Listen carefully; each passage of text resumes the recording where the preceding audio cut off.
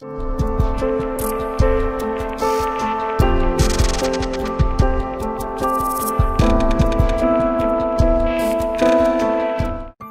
programa não é recomendado para menores de 14 anos.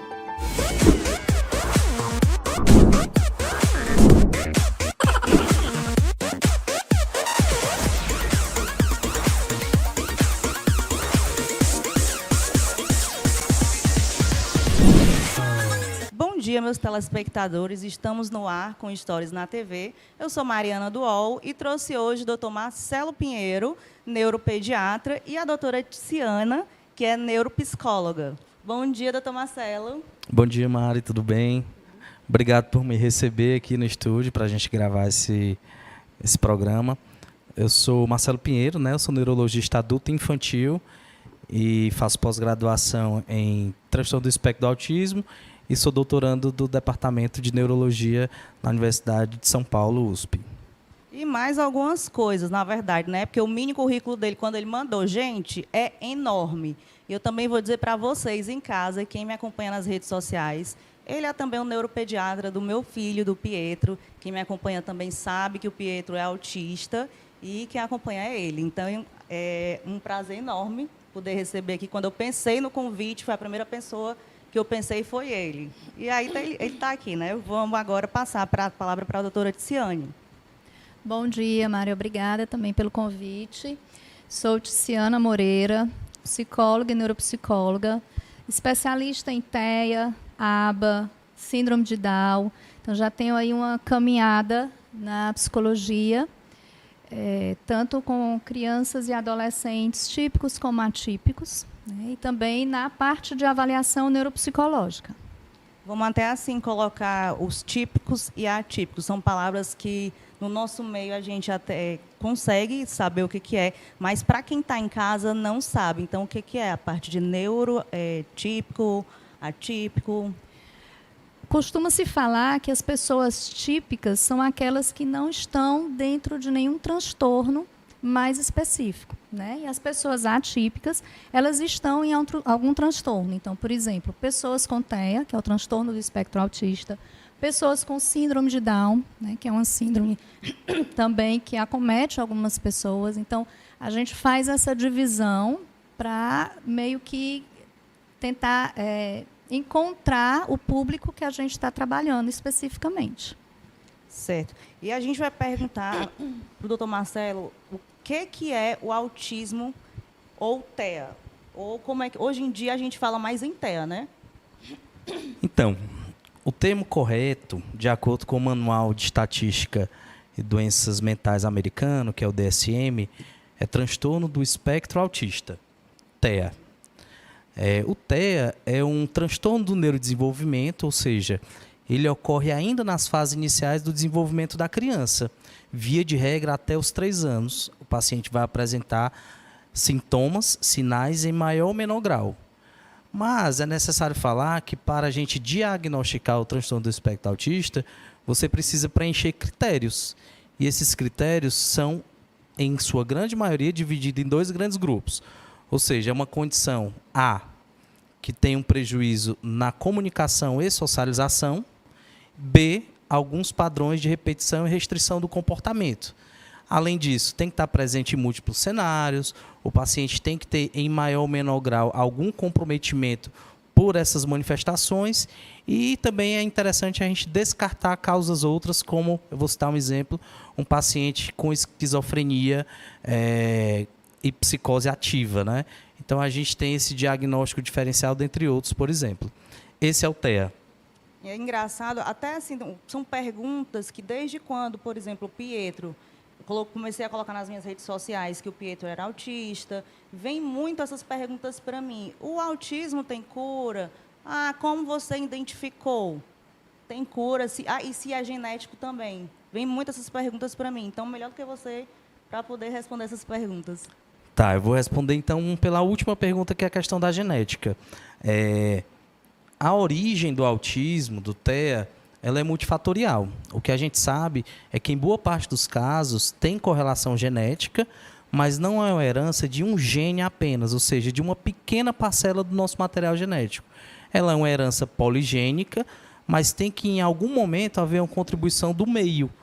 Ou seja, baixo peso ao nascimento, gemelaridade, sofrimento fetal ao nascer, uso de substância psicoativa pela mãe, várias condições assim que durante a gravidez ou até mesmo durante o parto possam eventualmente contribuir para o surgimento desse transtorno do neurodesenvolvimento que é o TEA. Quanto à questão da cura, essa é uma pergunta interessante. Porque falar em cura, a gente fala em doença. As doenças é que algumas delas têm curas. E o TEA não é uma doença, né? O TEA é um transtorno, ou seja, uma condição que traz, de alguma forma, um prejuízo, em maior ou menor grau, mas que está dentro de uma grande gama de condição que nós não classificamos como doença. Então, não existe uma cura. O que existe, muitas vezes, é um paciente que tem um nível de suporte maior e que, com o passar do tempo, ele melhora até um nível de suporte menor, que é o nível 1, que nós chamamos, e assim ele consegue viver de forma igualitária na sociedade. Lógico que ainda preenchendo os tais critérios que eu citei há pouco. Você falou aí na parte de nível, né? Muita gente também pergunta, qual grau? Níveis e graus são a mesma coisa? E qual a diferença, por exemplo, do TEA para o Asperger? Tá, então vamos lá. O Asperger é uma nomenclatura que saiu, ficou em desuso, na verdade. Eu não diria desuso. Ela entrou no grande grupo do TEA em 2013, com a nova classificação do DSM. Então, o Asperger era aquele paciente com nível 1 de suporte e que tinha uma inteligência acima do normal, que hoje a gente usa o termo de altas habilidades superdotação. Então, separando o joio do trigo, eu posso ter um paciente com altas habilidades e não preencher critérios para o TEA, como posso ter pacientes com altas habilidades e preencher critérios para o TEA, que até o ano de 2013 se chamava de Asperger.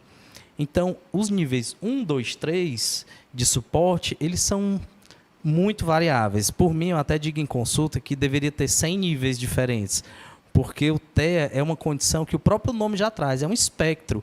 Então, o paciente pode apresentar manifestações muito, muito, muito variadas, mas ele ainda assim vai ter comunicação, socialização, padrões de repetição e restrição do comportamento em maior ou menor grau. Então, se eu puder encurtar muito, nível 1 é aquele com pouco nível de suporte de terapias, que ele se insere muito bem na sociedade, que ele tem uma linguagem adequada, ele consegue se comunicar da melhor forma possível e os seus padrões de repetição e restrição não são críticos. 2. Um divisor de águas é a linguagem.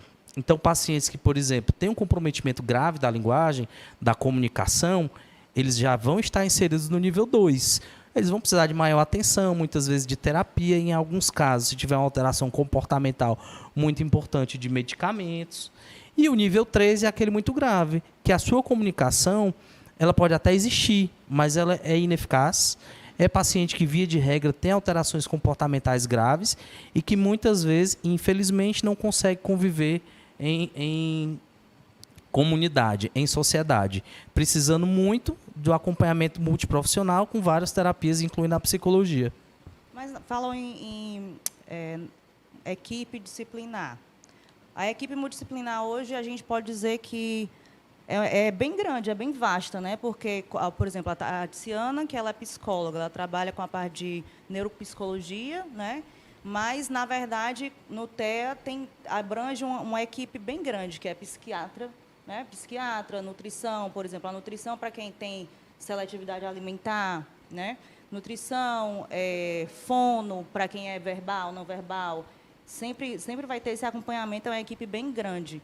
E a gente escuta também bastante a questão da parte da psicologia, a aba, que é exatamente o que você trabalha. Como que funciona? E qual a diferença, por exemplo, de um tratamento normal para a terapia aba?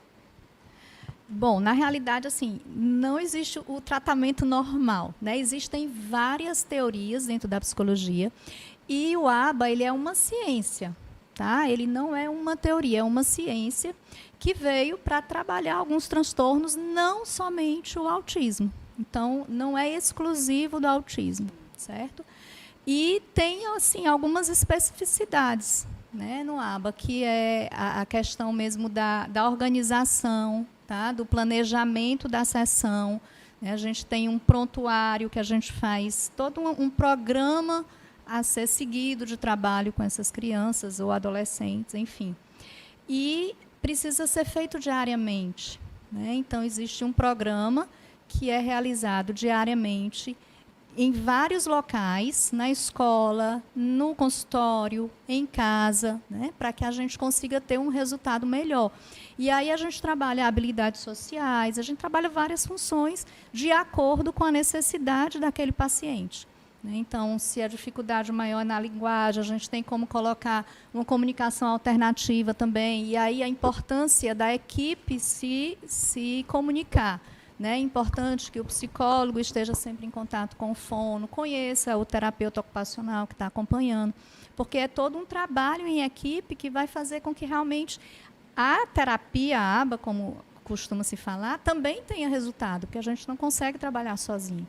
Mas essa parte é até um pouco difícil da gente colocar, principalmente quando são pessoas, por exemplo, que não têm acesso à parte particular. Né, por exemplo, que dependem do SUS para poder fazer as terapias ou ter certos atendimentos mais restritos, como neuro, né, isso é bem comum. Como que faz essa parte do acompanhamento? Porque eu também até recebo também no meu Instagram muitas mensagens de mãezinhas perguntando, aqui na minha cidade não tem determinados tratamentos, como é que eu posso fazer? Às vezes a gente fica até sem conseguir poder responder esse tipo de pergunta, porque é difícil hoje. Uhum. Olha só, uma das opções, né, que a gente tem para pessoas que não têm muito acesso, por exemplo, às terapias, o pessoal, né, que vai para o interior, enfim, existem alguns cursos muito bons que promovem esse acesso a esse conhecimento e que forma pessoas, né, que podem ser acompanhantes terapêuticos. Esses acompanhantes terapêuticos podem ser os pais, cuidadores, né, pessoas que estão ali, pessoas da escola. Então, são cursos que estão sendo disponibilizados aí, inclusive pela própria internet, né, e que você tem acesso a essa informação, que é uma das coisas mais importantes quando a gente fala de autismo, né, ou então qualquer uma deficiência, é o acesso à informação. Então, é importante que as famílias tenham acesso a essa informação e possam também contribuir em casa, porque é onde essas pessoas passam mais tempo. Né? O que eu estava até falando aqui nos bastidores do Dr. Marcelo sobre isso, porque eu também sou formada em fisioterapia. E foi graças a essa questão da fisioterapia que eu descobri, comecei a perceber, na verdade, determinados comportamentos do Pietro, meu filho. Na época, ele tinha 7 a 8 meses, quando a gente foi... Né, através da doutora Regina Portela, um beijo bem grande, que foi minha pediatra e também é pediatra do Pietro. E aí ela indicou o doutor Marcelo na época, e daí a gente já começou logo todas as terapias, né, doutor Marcelo? Hoje já está com 2 anos e 2 meses o Pietro. E a evolução dele, gente, foi assim, um boom na evolução. É importante comentar isso que você sinalizou, Mari, porque assim... Existem o que nós chamamos de marcos do desenvolvimento neuropsicomotor. Esse nome imenso é para dizer que toda e qualquer criança, em até determinada época de sua vida, ela tem que fazer certas coisas. E até o CDC, que é o Centro de Controle de Doenças dos Estados Unidos, publicou um relato, uma cartilha, na verdade, que fala sobre esses marcos. E agora, em fevereiro, ou seja, mês passado, de 2024, a Sociedade Brasileira de Pediatria também divulgou essa mesma cartilha, o que é ótimo. Depois eu posso até compartilhar contigo. Com certeza, eu quero sim. Para que tu compartilhe com os demais. Porque, assim, é uma responsabilidade muito grande a gente avaliar o desenvolvimento dos nossos filhos. Muitas vezes os pais estão trabalhando, né? Pai, mãe, as crianças ficam à mercê de babá, de vó, ou de pai ou de mãe, não importa. Quem quer que seja aquele que esteja cuidando da criança, ele tem que estimular e, lógico, ficar de olho nos marcos do desenvolvimento. O que acontece muitas vezes é que o pediatra é quem avalia os marcos. Sim, é verdade. Mas Quem tem acesso ao pediatra? Todos têm? Todos fazem a consulta de puericultura, que é aquela no comecinho, né? Os primeiros 10 dias, 2 meses, 3 meses, né? Até 5 anos de idade, no básico, até 5 anos de idade, mas o regular é até a vida adulta. Desculpa, a transição da adolescência para a vida adulta. São poucas as crianças. Tanto é que eu saí com a doutora Regina Porta, ela foi minha pediatra até os 17 anos. Eu não queria sair, não, ela que me expulsou. Exatamente. Então, assim, esse documento é interessante porque ele orienta o que deve ser observado nos marcos de 2 meses, 3 meses, 6 meses, 9 meses, 12 meses, 18 meses, 24, 36, 48, 60.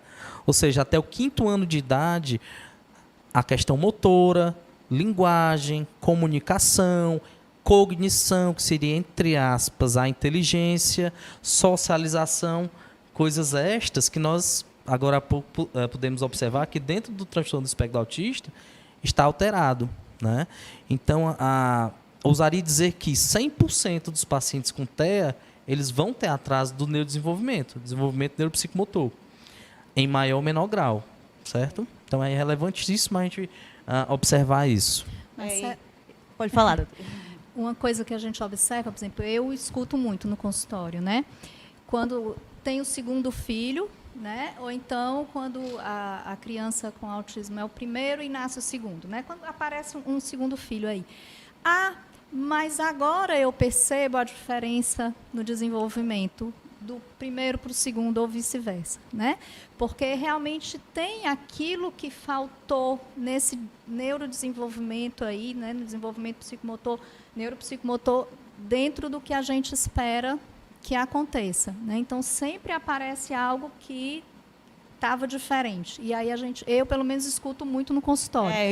Eu até posso dar um relato também sobre isso, né? Porque foi daí, com determinados comportamentos do Pietro, mesmo ele tão novinho, com 7 meses, eu comecei a perceber, comecei a gravar vídeo, e aí mandei para a pediatra. E aí ela me encaminhou, né? Não, vamos começar a prestar mais atenção nele, porque ele pode estar. Só que, no fundo, eu sabia, né? No fundo, como eu já tinha acompanhado outras crianças na época, e aí eu comecei, no fundo, a realmente perceber que tinha.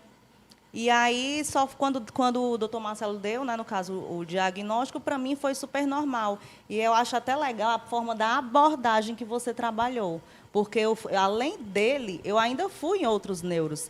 E essa questão da abordagem, por mais que, tipo assim, ele soubesse que a gente conversou no dia, que eu era fisioterapeuta, que o pai dele era médico, mesmo assim, o doutor Marcelo chegou falando como se eu fosse leiga, que eu não soubesse o que era o autismo, mesmo eu sabendo o que era. E o pai dele também. E isso eu acho muito importante, que é difícil, às vezes as pessoas já chegam de uma forma falando tão assim, como é que eu posso dizer, rápida, que não dá tempo nem da pessoa processar. E a gente é mãe e é pai, né? E a forma que ele chegou explicando tudo bem direitinho, falando... nossa, eu achei aquilo ali super, super fantástico. Foi o diferencial, Obrigado. De verdade. Foi o diferencial. Exatamente, que a gente tem que entender que quem está ali do outro lado da mesa é o pai e a mãe, é o responsável, né? Independente da titulação. E aí, nessa hora, realmente a titulação cai por terra. É verdade. Porque ali eu estava como mãe e o pai, né, no caso. E ele fez essa abordagem desde o início, falando tudo bem direitinho. Eu achei isso muito bacana. Eu queria, doutor Marcelo, que você falasse um pouquinho a questão, assim, como é que o pessoal... Com certeza o pessoal em casa deve estar assim, mas já tenho meu filho, vou começar a prestar atenção. O que pode ser prestado atenção normalmente, se a criança pode ou não estar dentro do espectro do TEA? Essa pergunta vale bastante dinheiro, porque, assim, na verdade, é uma brincadeira. Observar. Acho que a palavra é observar. Primeiro de tudo, a gente tem que ir levando aos marcos, né, do desenvolvimento neuropsicomotor, entender que existem sinais muito precoces mesmo, como, por exemplo, uma criança que durante a amamentação não olha nos olhos, uma criança que ali por volta de 8, 10 meses acorda à noite, senta no berço e não chora chamando pelos pais, Uma criança que não tolera o colo dos pais ou, pelo contrário, é absurdamente dependente desse contato corporal. Uma criança que não brinca de forma adequada. Aí vem um marco que é o mais comum de busca do consultório médico. Atraso de fala. Em tese, a criança ali por volta dos 10 meses, ela já tem que estar falando pelo menos 1 a 2 dissílabos, como mamá, papá, e vai ganhando marcos. Então, ela tem que ir ganhando. A linguagem é fundamental. De modo que por volta ali de 1 ano e 2 meses, ou seja, aos 14, ela já reconheça várias pessoas da família, ela já seja capaz de, inclusive, dizer água, quer, dá, isso. Então, são dissílabos ou monossílabos que fazem sentido e têm um motivo para tal. Outra condição interessante, crianças que não respondem ao chamado. Você, por exemplo, está aqui brincando, seu filho está na sala e você chama Marquinhos. Marquinhos não olha.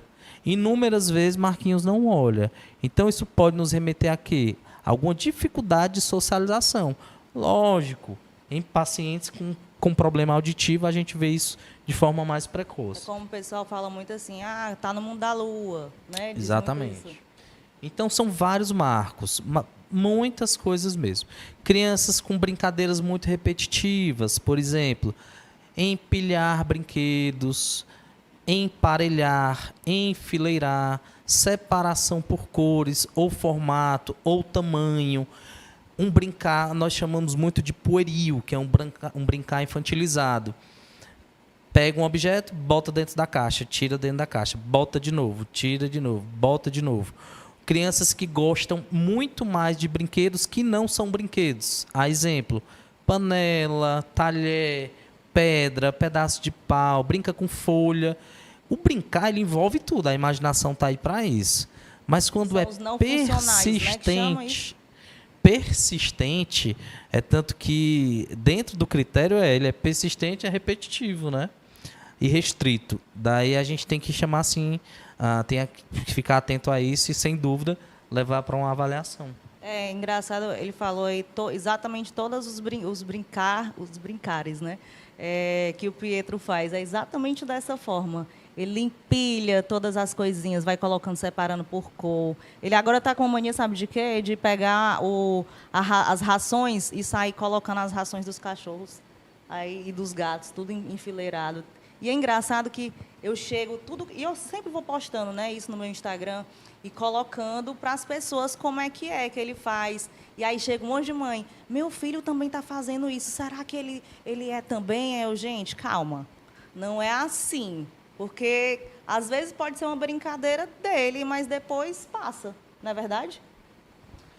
Eu dou muita aula por aí, né? E um dos slides que eu coloco lá no final da aula, a gente brinca, diagnóstico de rua. Você bate o olho e já dá o diagnóstico. E tem uma foto que é na minha casa, o Arthur, que é meu filho mais velho, brincando de Hot Wheels com uma fila imensa. Só que eu mostro a primeira imagem, só a fila. Aí eu pergunto à plateia, qual é o diagnóstico? Aí depois mostro o Arthur, que dentro da brincadeira que ele estava fazendo, era uma brincadeira de Hot Wheels, onde vários carros iam descer a rampa, por exemplo. Então, quando é uma coisa esporádica, está dentro do esperado. Inclusive, empilhar cubos faz parte de uma das avaliações do desenvolvimento neuropsicomotor. Então, a gente tem que ficar de olho na repetição, na persistência. Numa coisa que foge, como a Tiziana falou, que foge do desenvolvimento quando comparada a outra criança. É muito comum a gente dizer, não compare um com o outro. Depende. Eu acho que às vezes é interessante comparar sim, para que a gente não caia numa lenda que é cada criança tem o seu tempo. Não é assim. Cada criança tem um tempo, que é o marco. E se não for atingido, é considerado um atraso. E se for considerado um atraso, é uma potencial suspeito TEA, por exemplo. E dentro desse tempo, tem as diversas formas de se manifestar, né? Então, eu tenho, por exemplo, até 2 anos para falar, né, e conseguir conversar, pedir algo, né, entender o que está sendo dito. Mas o Joãozinho vai fazer isso de uma forma, a Maria de outra forma, né, contanto que faça. né? A partir de 2 anos, não conversa, não fala, aí a gente se preocupa mais, né? Então, o tempo, ele existe. A forma de manifestação é que ela é diferente. Tem, assim, por exemplo, posso dizer uma sequência ou... uma sequência, por exemplo, a mãe desconfiou, ela vai direto para quem? Para o pediatra? Para o neuro? Porque como é uma equipe, né, multidisciplinar, como que essa mãe vai poder fazer esse primeiro acompanhamento? Como poderia ser? Essa pergunta é maravilhosa. Muito comum os pais se depararem nesse cenário. Ok, tem algo de errado, não sabe o que é, não tem um nome ainda. O que é que eu faço? A primeira coisa, assim, se é um padrão repetitivo ou algo que foge do que a gente discutiu de desenvolvimento, a minha sugestão, pediatra. Por que o pediatra? Porque o pediatra muitas vezes vai encontrar alguma condição que pode estar falseando uma única questão do desenvolvimento. E aí, falar em TEA não falar em uma única questão, é falar num conjunto de coisas, tá? Então, o pediatra, muitas vezes, ele direciona. Se ele achar prudente, ele já manda para o neuropediatra ou psiquiatra infantil, né? Se o pediatra achar prudente, ele faz os dois, que é o quê?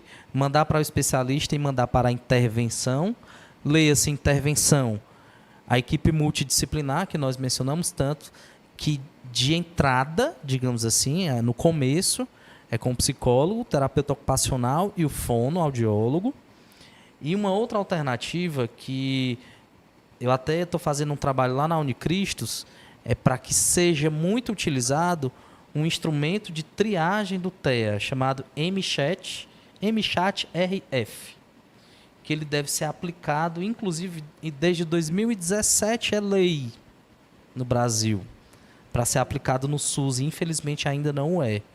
Porque ele tem uma sensibilidade e uma especificidade, ou seja, ele é capaz de detectar pacientes TEA e depois confirmar em mais de 95% dos casos. Então, são vários os cenários. A minha sugestão de entrada seria o pediatra. Tá? Agora, se o acompanhante, né, o pai, etc., presenciar múltiplos cenários, aí eu iria para o especialista a princípio. Olha aí, gente, o papo está muito bacana, né? E agora a gente vai para o intervalo e já a gente volta para conversar mais com o Dr. Marcelo e a Tiziana.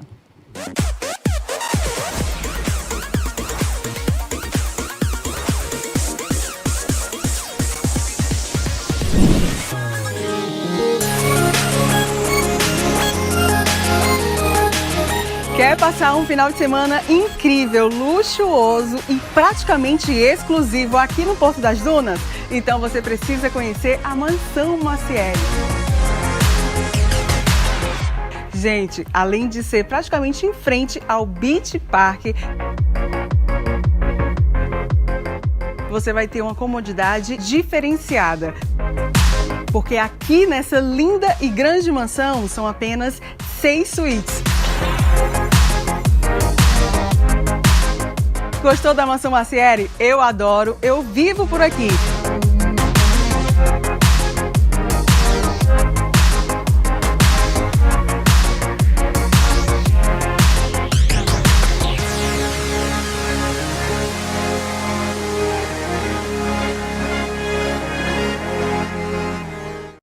Quer fazer seu podcast ou projeto audiovisual e não sabe por onde começar?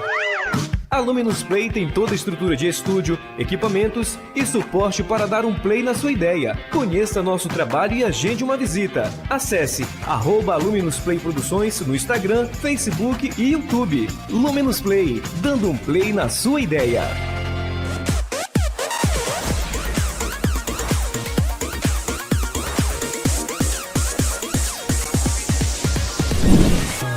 Voltando agora no segundo bloco, com o Dr. Marcelo e a Tiziana, abordando esse tema super em alta, que é o TEA, transtorno do espectro autista. Vamos dar aqui continuidade, esse bate-papo que está bem descontraído, maravilhoso para vocês que estão em casa, para vocês entenderem melhor e numa linguagem simples, essa é a verdade, uma linguagem simples para vocês poderem acompanhar direitinho, né? Então, a primeira coisa que a gente vai falar sobre a diferença de menina e menino no diagnóstico precoce. Vamos lá, doutor Marcelo. Vamos lá. Essa é uma questão que nem todos, de modo geral, estão a par, mas existe uma diferença não nos critérios, né? Os critérios são os mesmos. A diferença está nas manifestações entre os meninos e as meninas no nível 1, eu diria. Principalmente, as meninas no nível 1, elas têm uma dificuldade... Elas não, né? Desculpa. Nós, enquanto profissionais, e principalmente os pais, têm um pouco maior de dificuldade para identificar algumas manifestações. Isso acontece pelas próprias demandas no qual as meninas são expostas. Não é, Tícia? Assim, culturalmente, a gente acompanha que as meninas elas têm uma postura diferente frente às várias situações, né? Então, as meninas elas são, vamos dizer, educadas, criadas para serem mais quietinhas, mais caladinhas, né? Aceitarem as coisas de uma forma, entre aspas, de uma forma mais educada. E isso acaba que vai mascarando um pouco os sintomas do próprio TEA, né? Que é aquela coisa do isolamento, do retraimento. Então, às vezes, você passa por tímida e, na verdade, não é só a timidez, né? Às vezes você passa, é aquela menina mais esquisitinha, mais timidazinha, que não gosta de falar, fica no cantinho da sala, né? E, na realidade, não é isso. Existe uma diferença entre a timidez, né, e a dificuldade de socialização que é presente no TEA. Então, muitas vezes, esse diagnóstico ele não é feito na primeira infância, ele não é feito ali por volta dos 10 anos, ele acaba sendo feito mais tardio, na adolescência, quando outras questões maiores, a nível emocional, começam a aparecer. Mesmo assim, até uma pergunta, porque mesmo assim hoje nessa sociedade que a gente vive, que é uma coisa um pouco mais liberal que antigamente, né? Antigamente era a gente pode dizer que vivia muito essa parte do matriarcado e hoje em dia está super mais liberal. Ainda assim existe esse tipo de comportamento? Ainda assim, a gente vê essa diferença das meninas para os meninos na manifestação social, né? Desde pequenininha, minha filha era para ser menina bem quietinha e ela é, né, virada no giraia, como a gente diz, né? Aquela menina que é pior do que os meninos, muito. Existe, mas a grande maioria, se você chegar numa escola, você vê as meninas brincando de uma forma mais tranquila e os meninos, né, mais agitados na coisa de estar mais ativos naquela primeira infância, que é quando você começa a perceber esses marcos aí de uma forma mais diferenciada. E, nesse primeiro momento, as meninas vão passando. Se não tiver um comprometimento da linguagem que chame mais a atenção da família ou da escola, vai passando, né? E ela vai ficando como sendo a tímida, né? A que não gosta, a que tem mais dificuldade. E quando chega lá, 13, 14, 15 anos, que a demanda é outra, né? A sociedade começa a exigir outras questões da menina, e aí vem outros comportamentos que chamam a atenção para esse diagnóstico. Você acha, Tícia, assim, hoje, que está um termo mais abordado? As escolas todas estão preparadas para receber alunos com TEA? Eu vou escapar dessa pergunta com o todas, viu? Não, tudo bem, aqui é tranquilo. Todas é muita coisa, né? Existe um movimento, tá, de preparação. Eu acho que é difícil a gente dizer que está preparado, até porque o TEA ele não tem um padrão específico, né? Cada autista tem a sua forma de expressar, de ser diferente. Então, a gente não tem como rotular dentro de um padrão. E as escolas elas precisam, né, de determinados padrões para exercerem aí o papel delas.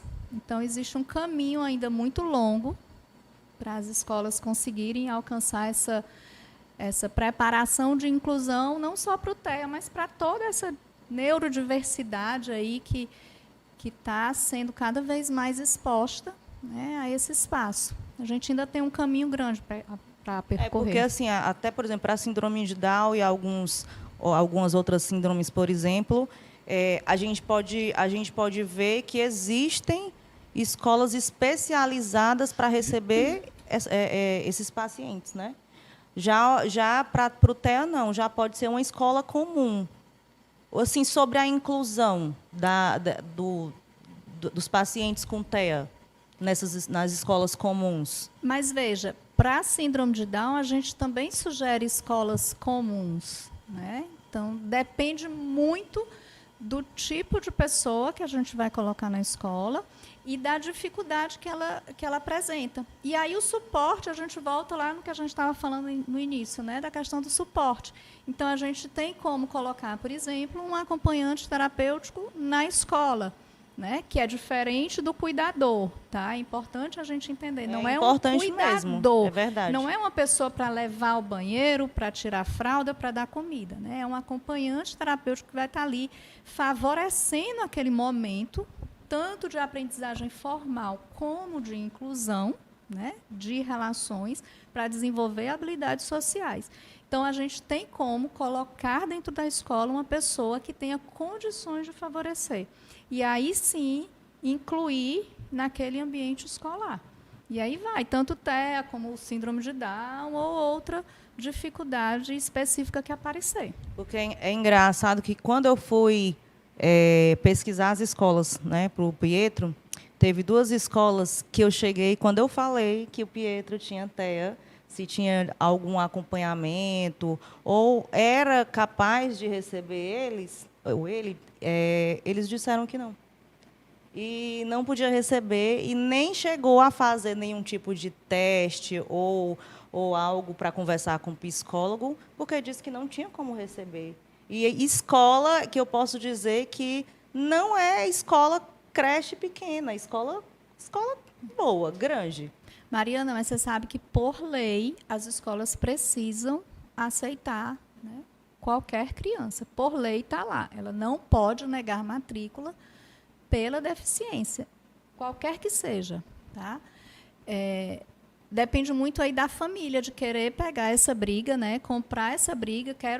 Confio naquela escola a ponto de insistir e levar meu filho para lá. Eu nem quis, na hora que quando falaram, não, ok, obrigada, pronto, não vou deixar. Mas, assim, por lei, ela precisa, né, e por lei, ela tem que favorecer a outra pessoa também ali naquele espaço para ajudar na integração, né, porque nas até questões faz escolares. parte da questão da inclusão, né, doutor? Essa é uma questão assim que a escola não pode se negar a receber um aluno se ela tiver a vaga. E uma vez que tinha a vaga, a partir do momento que descobriu que o paciente tinha uma ou outra neurodiversidade e não aceita, aí ela está errada. Inclusive, como a Tiziana bem falou, quem que vai comprar briga com uma escola que tem uma postura dessa, né?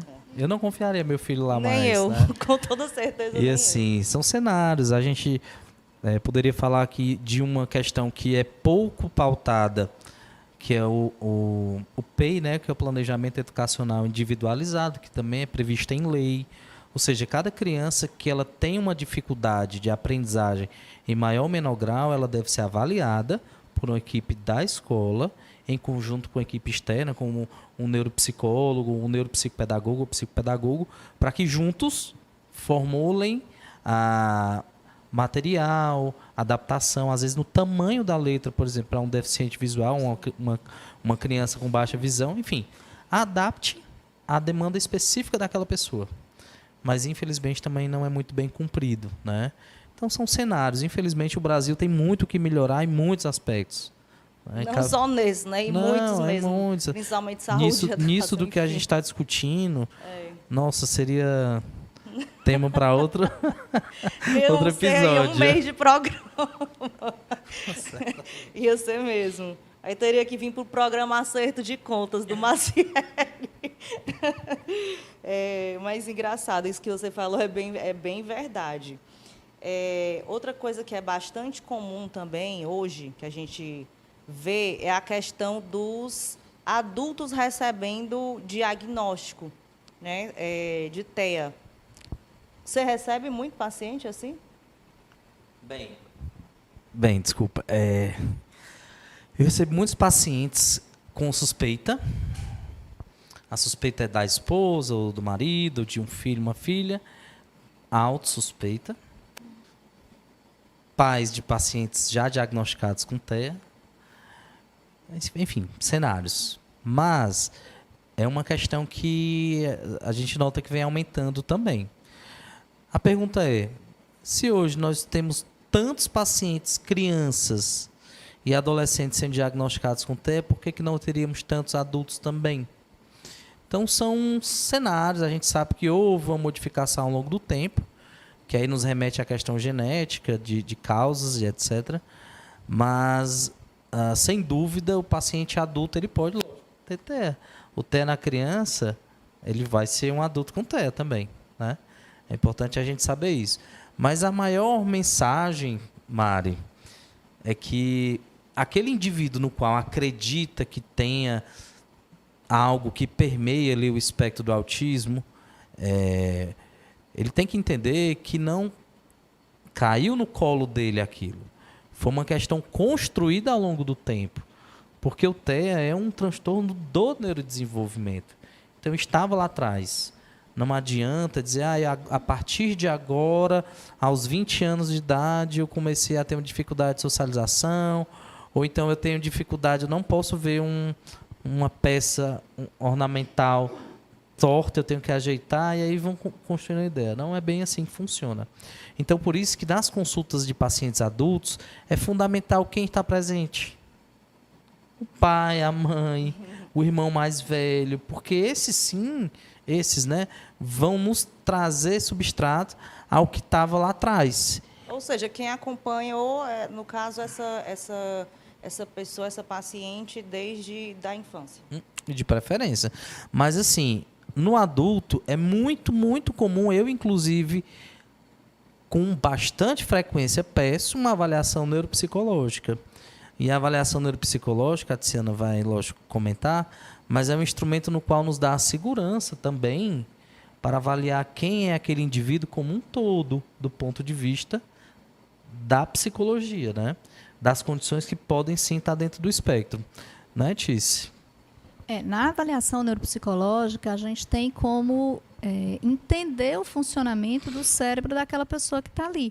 Tá? Então, a gente monta uma bateria de testes, né? Não tem uma bateria fechada, formada, não. Né? Existem alguns testes que são padrão ouro, tá? Tanto para crianças bem pequenas, a gente consegue começar a avaliar com 2 anos e meio, né? A gente já fecha a avaliação neuropsicológica.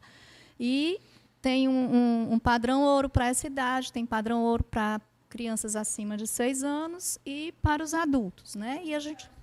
É um teste. Não, são vários. São vários, né? Então, testes, né? é uma bateria de vários testes. Tá? Então, um teste específico tem vários subtestes.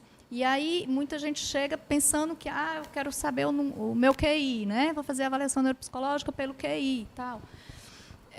Para mim, o QI é o menos importante nessa avaliação como um todo. Né? Porque a gente vai entender como que funciona aquele indivíduo frente a diversos estímulos. Aí a gente vai, né? Todas as funções, memória, atenção, habilidades sociais, enfim. A gente vai vendo função por função e a gente levanta algumas hipóteses diagnósticas que funcionam também junto com o médico para fechar esse diagnóstico. Tá? Então, às vezes, vem um questionamento aí, né? Por exemplo, um adulto, e a gente está aí nessa dúvida se realmente é TEA, se não é, se tem outras comorbidades, porque às vezes tem o TEA e tem outras questões também por trás, né? E aí a gente consegue, nessa troca com o médico, fechar esse diagnóstico com mais segurança. E, a partir daí, propor outras opções de uma qualidade de vida melhor. Por exemplo, um adulto chega com essa queixa que acha que pode ter o TEA. Mas, naquela época, a gente sabe que quando ele era criança, bebê, não tinha esses diagnósticos e nem tinham essas terapias como tem hoje. Né? E aí veio essa questão na minha cabeça aqui, eu acho que muita gente também deve estar perguntando em casa. Como não tinha essas terapias? E aí ele foi evoluindo, mas ele foi evoluindo para uma pessoa quase normal, mas ainda está dentro do espectro. Como é que isso pode influenciar? Ou como que chega, por exemplo, uma paciente assim, nesse tipo? Porque o normal seria, às vezes, sem as terapias, o paciente não evolui, não é verdade? Mais ou menos. Não? Digamos assim, vamos nos remeter ao tal do espectro. Tem pacientes que são muito sutis, que eles têm um maior comprometimento em determinada parte, digamos assim, do comprometimento de comunicação, socialização e padrões de repetição e restrição, mas com o passar do tempo ele se adapta, né? Adapta-se a quê? Eu vou dar um exemplo, tá? Uma criança que, quando pequenininha, gostava de brincar só, se isolava, ao longo do tempo foi crescendo e fez uma amizade apenas, e esse amigo dele era sempre aquela mesma pessoa. Um belo dia ele mudou de escola e ficou por muito tempo sem fazer uma amizade, até que lá na frente faz uma amizade apenas, e em paralelo ele pode ter alguma questão sensorial, ter algum padrão ou outro de repetição, ter uma ecolalia, às vezes um comportamento infantilizado. Então são sutilezas. E aí vai virar um adulto como? Um adulto que vai ter um ciclo de convívio muito reduzido, vai preferir um isolamento. Então, assim, ele vai ser muito funcional e ele nunca sofreu a ponto de necessitar de uma terapia, isso pela visão dos pais, por exemplo. Mas ele, com absoluta certeza, estava sofrendo bastante. Só que se adapta, né? E a gente tem uma questão também da psicologia, que muito tempo a psicologia foi tida assim, né, como uma coisa, quem vai para o psicólogo é porque é muito perturbado, é muito doido, né? Então a gente quem fazia terapia, né? Isso é verdade, é verdade. Né? A gente carrega, o psicólogo Tanto quem ia carrega esse pro estigma. psiquiatra como quem ia para o psicólogo, Isso. é verdade. Então, há algum tempo atrás, você não levava seu filho para o psicólogo assim, naturalmente, porque ele estava um pouco diferente, um pouco mais retraído, com menos amigos, né? Então, a gente ainda tem essa questão que ela é muito importante. E aí, às vezes, chega esse adulto, né, que você começa a puxar, às vezes não tem mais pai e mãe para acompanhar, né, não tem aquele irmão, ele chega só ou chega com a esposa, e você começa a puxar e ele vai trazendo esses comportamentos. Né, até a própria coisa da roupa, eu só usava o preto, né, eu tiro todas as etiquetas aqui atrás, eu usava boné para esconder o rosto, né, aquele que você olha assim, eita, aquela pessoa ali é meio esquisita, fica ali no canto, né? Então, vem muito com essa demanda também. E aí a coisa da adaptação ao meio mesmo, né? Se você não tinha quem lhe favorecesse, você vai se adaptando dentro das suas condições. Do ambiente, né? É engraçado. Agora, desculpa, só uma fala que a Tiziana fez sobre a adaptação ao meio. A gente sabe que, por exemplo, crianças quanto mais precocemente diagnosticadas e que é feita a intervenção, maior a chance de um desfecho favorável. A gente não tem, lógico, como garantir que aquela criança vai ficar com um nível 1 de suporte. Mas quanto mais precoce, melhor. Por uma questão que se chama neuroplasticidade, que é a capacidade do cérebro, entre aspas, se moldar, não estruturalmente, mas se moldar funcionalmente, baseado nas demandas corretas que são impostas. Então, é como se em algum momento ali do desenvolvimento, o paciente TEA desvia e as terapias tentam recolocá-lo no que é esperado para a sociedade e para um comportamento próximo do típico, tá? E aí é o que a gente chama de neuroplasticidade. Você falou em neuroplasticidade.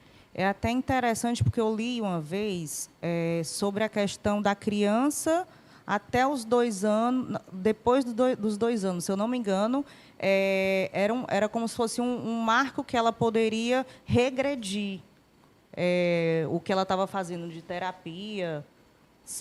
Isso é verdade? Tá, tem um termo que ele não é comprovado cientificamente, chama poda neural. Existe uma teoria de que a criança, na verdade os adultos também, enfim, eles vão tendo podas neurais. O que é a poda neural? É como se o cérebro, de uma hora para outra, ele retirasse certas coisas que não precisa, certas informações. Mas não tem tanto sentido porque tudo é necessário, principalmente quando está dentro de um contexto adequado, tá? E uma outra coisa chama TEA regressivo, que é aquela criança que vinha com o desenvolvimento neuropsicomotor habitual e ali, geralmente, né, por volta dos 14, 16 meses, 18 meses, tem regressão dos marcos, principalmente na fala, primeiro a fala e depois vem outros.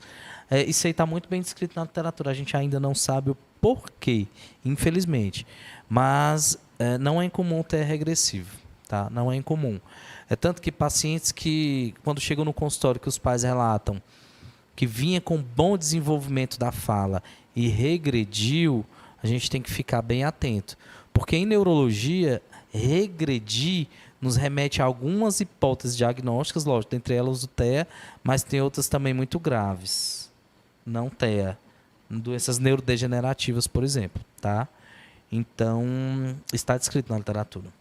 Muito comum pacientes, pais, né, chegarem no consultório, doutor, meu filho suspeita que ele tenha TDAH e sai com o laudo do TEA. Porque, assim, como você bem mencionou, parte do TDAH, das observações, das manifestações, dos sintomas, podem estar dentro do paciente com TEA. Por quê? Elas são bem comórbidas. Tem muito paciente TEA com TDAH. Tem um artigo do ano passado, que foi feito nos Estados Unidos, com 40 mil pacientes autistas, e mostra que em torno de 35% deles têm TDAH. Tudo bem que é um artigo mega válido, mas eu ousaria dizer que é mais.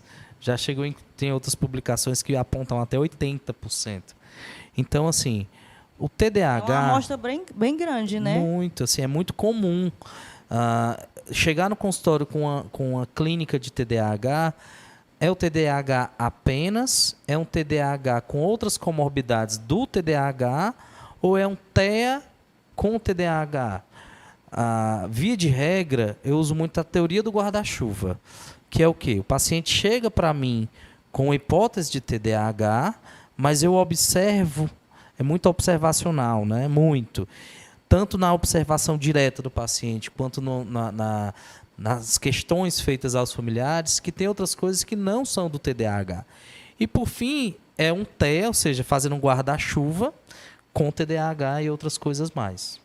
Não é isso, X? Até porque os sinais e sintomas que vão aparecendo ali, eles são muito parecidos, né? Então, o TDAH ele pode vir com as estereotipias que são características do TEA também, né? Então, a desatenção do TDAH ela pode ser tão forte que leva a um isolamento que você pensa que é aquele característico do TEA, né? A hiperatividade pode ser também aquela agitação que aparece no TEA, de você estar indo para um lado e para o outro. Então, é um diagnóstico que pode se confundir. E com a avaliação neuropsicológica, a gente consegue também fazer essa diferenciação, né, e fazer a proposta de que realmente é o TEA, de que é o TDAH, de que são os dois, de que tem mais alguma outra coisa também, porque ainda pode ter mais coisas, né? Pode vir junto também, no caso sim. o TEA junto com o TDAH. Sim, sim. E o TDAH sem a hiperatividade, porque todo mundo acha também que o TDAH tem sempre que vir associado à hiperatividade, né? Pode vir só com, assim, que é o predominantemente desatento, o predominantemente hiperativo ou misto, né, que vem com os dois. E a questão também das medicações. Tem muita mãe também que fica com medo de quando, às vezes, chega, no caso, o filho, principalmente quando é criança, porque meu filho vai tomar medicamento tal e pode dar isso, pode dar aquilo. Chega muito assim no paciente? Demais, Mari. Assim, é um medo comum a todos, né? Meu filho vai ter que tomar remédio controlado. Acho que, assim, é um medo real, concordo. Mas é interessante saber que, assim, o remédio, quando ele é indicado, ele não é indicado para tratar o autismo, porque, como eu falei há pouco, o autismo não é uma doença. O medicamento é indicado para tratar as manifestações que, naquele momento, precisam ser, de alguma forma, contornadas. Então, um paciente hiperativo demais, ou um paciente agressivo com ele, né, alta agressividade ou heteroagressividade, ou então um paciente excessivamente desatento. Então, nesses cenários, muitas vezes lançamos mão sim no medicamento. Orientar, lógico, os sinais de alguns efeitos colaterais podem acontecer, como que se dá a progressão da doença, mas é importante que, nesses casos, se for indicado o uso do medicamento, os pais e o paciente, quando é maiorzinho, entendam que não é um atestado de derrota, não é isso. 2, não significa dizer que vai ser um uso para sempre. E 3, não significa dizer que, fazendo uso do medicamento, as outras condições de suporte devam ser abandonadas ou deixadas de lado. Jamais. É tudo em conjunto, né? Sim. É super bacana. E, gente, ó, eu sinto informar, mas o programa está acabando. É isso mesmo. E antes de terminar, primeiramente, agradecer a você de casa, que está deixando a gente entrar aí na casa de vocês. E pedir também para o doutor Marcelo e para a doutora Tice, deixo vocês à vontade para vocês falarem agora. Bem, acho que minha mensagem final é a de vigilância. Eu gostaria muito que os pais, cuidadores, avós, fossem vigilantes do neurodesenvolvimento dos seus filhos.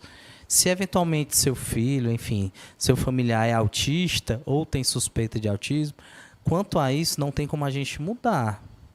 A gente tem como mudar para uma intervenção precoce.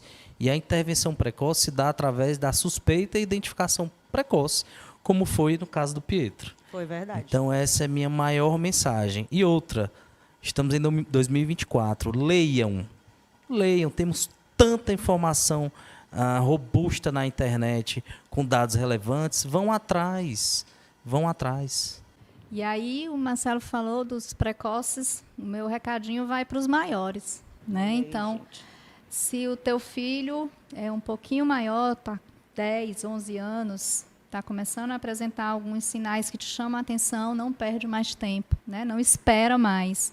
E se você é adulto, se você se percebe, se encontra nessa dinâmica, acho que é importante também buscar aí uma avaliação, né? Não é incomum a gente ouvir que o diagnóstico libertou aquela pessoa, né? Então, o diagnóstico, ele é ao contrário da derrota, ele é libertador. Ele te favorece a ir além, né? Ele te impulsiona e te dá condições de ir além. E é isso, não vamos parar. Gente, eu queria agradecer também ao doutor Marcelo, a Tice, e a gente fica por aqui hoje e fica ligadinho aqui na sua TV Metrópole. Inovação e alegria de segunda a sexta, a partir das 9